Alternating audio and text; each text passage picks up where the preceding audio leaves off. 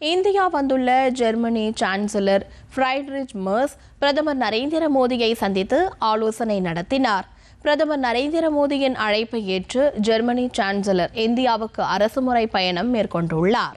இன்று அதிகாலை குஜராத் மாநிலம் அகமதாபாத்தில் உள்ள சர்தார் வல்லபாய் பட்டேல் சர்வதேச விமான நிலையத்திற்கு வருகை தந்த அவருக்கு உற்சாக வரவேற்பு அளிக்கப்பட்டது.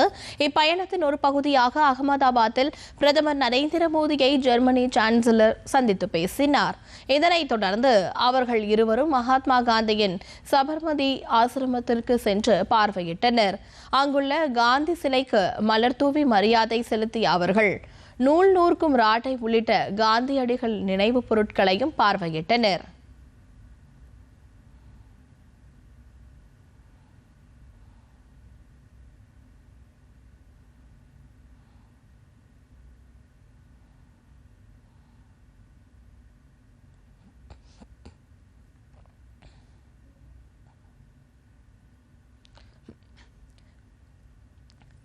மேலும் இரு நாடுகளுக்கும் இடையேயான கலாச்சார உறவுகளை பிரதிபலிக்கும் வகையில் சபர்மதி ஆற்றங்கரையோரம் ஏற்பாடு செய்யப்பட்டுள்ள சர்வதேச காற்றாடி திருவிழாவில் பிரதமர் நரேந்திர மோடியும் ஜெர்மனி சான்சலர் ஃபிரைட்ரிச் மெர்ஸும் இணைந்து பங்கேற்றனர்.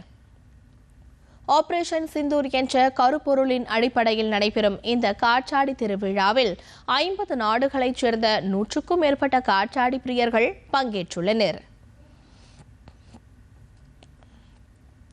இதனையடுத்து காந்தி நகரில் உள்ள மகாத்மா கண்காட்சி மையத்தில் ஜெர்மனி சான்சலர் மற்றும் பிரதமர் நரேந்திர மோடி இடையேயான ஆலோசனை நடைபெற்றது.